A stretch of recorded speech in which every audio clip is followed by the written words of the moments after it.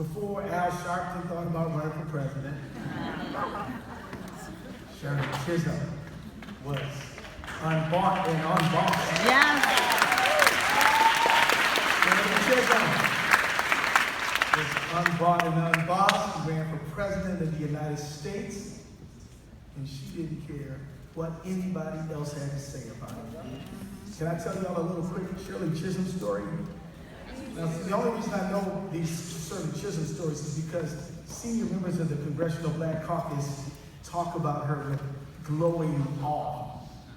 And actually, it was another awesome black woman by the name of Barbara Lee who told me this story.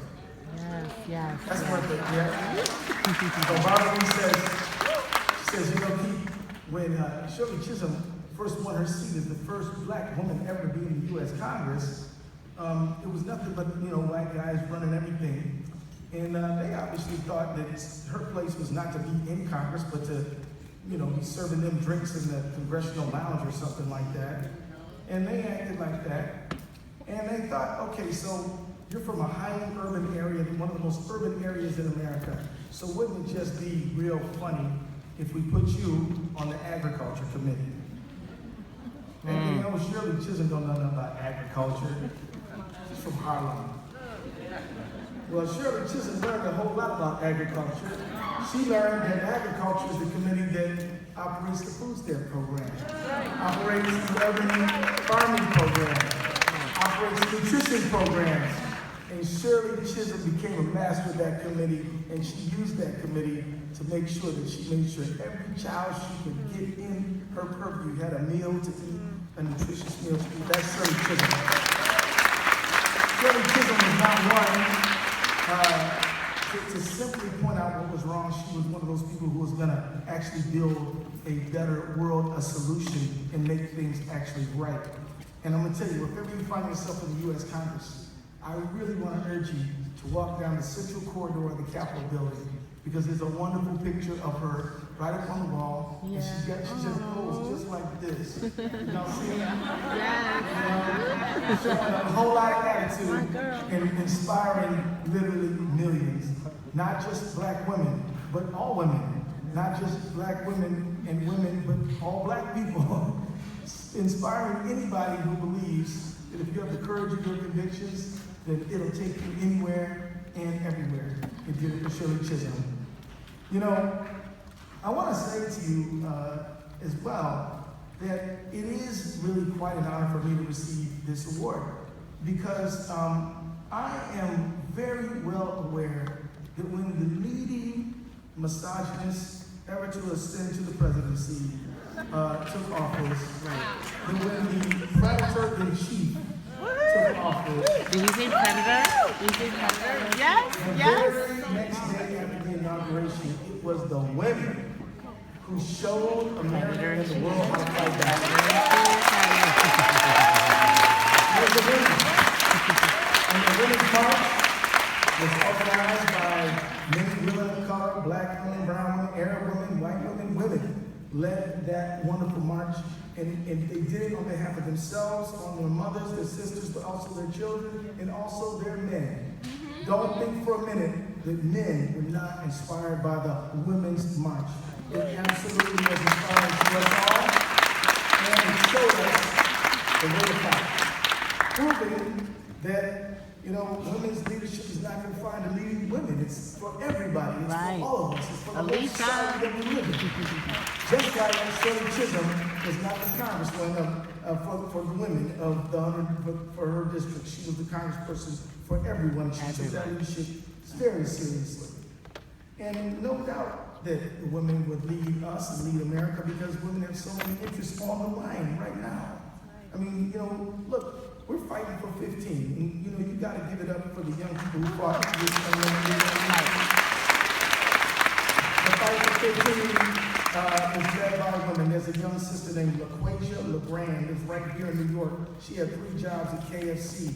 She would go to one, then go to the next one, then go to the next one, hope to not miss, hope to not be late. One day she said, I need to get paid better. She joined in with some of her colleagues and organized a strike at the KFC. making $7.25, something crazy like that. And now she is a national leader in a movement where in 2012, the Fight for 15 was this fringy thing. Now it is mainstream policy and it's led by the sisters.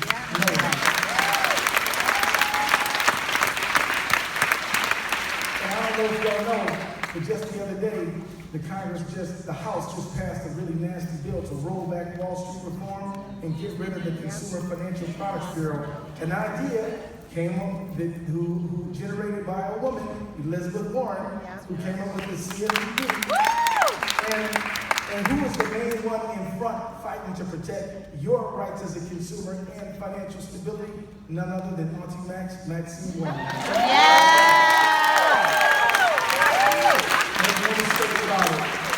It's not just in our economy. Women, 2/3 of all minimum wage workers are female. You know that?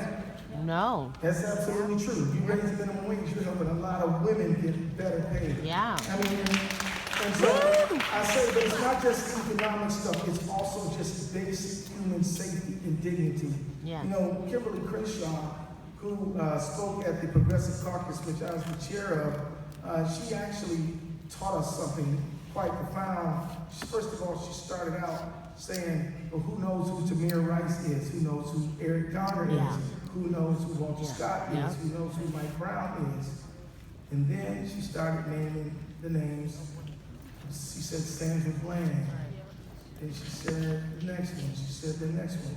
And you know what? None of us so-called activists knew who the black women were who were shot and killed by the police.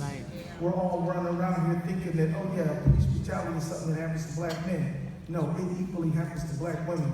It's just that we have cordoned off black women in a way that we don't even get out and protest when the police killed them. This is wrong. Say her name. Say her name. Say her name. Say her name.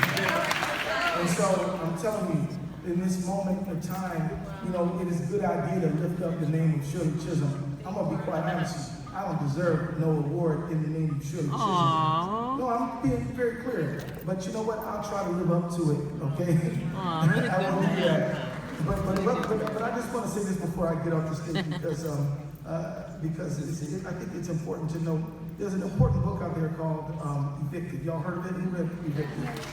Now, Evicted, written by a guy named Matthew Desmond. He said, look, if mass incarceration is something that affects black men particularly acutely, and it does affect black women too. He says eviction happens very acutely to black women. He says black men might be locked up, but black women are locked out all across this country. Wow. All across this country. Yes. Eviction, homelessness is a plague across our nation, and black women are leading the way to solutions on that. And I just want to say, this is my last word. Beautiful. Look, Columbia is an elite university. Most kids who are smart and want to go to a good school would love to go here. Yale is the same way. Both of these colleges have had grad students organizing in these schools. In Columbia, they actually won an election to get a union.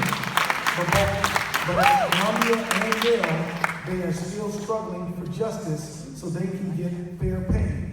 But there's one issue that's very salient that I have to bring out to you.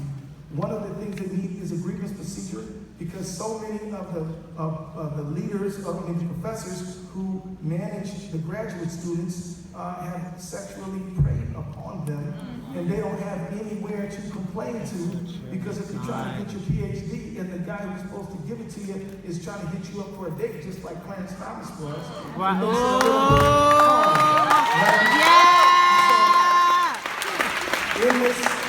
In this esteemed institution of learning, you know, you need to say her name when it comes to giving these grad students the due that they have coming for winning this student election, and set up a grievance procedure so that the women who work at this school don't have to worry about your predation and sexual harassment and sexual violence, which happens to women everywhere, all over the world, and every day. Let's say we're going to protect and defend the rights of all people, especially our women. Let's say that sexual violence is wrong and we will confront it all the time. Let's say that in the spirit of Shirley Chisholm, we're going to stand up for women to get paid for the work that they do and to make sure that their wages don't get stolen.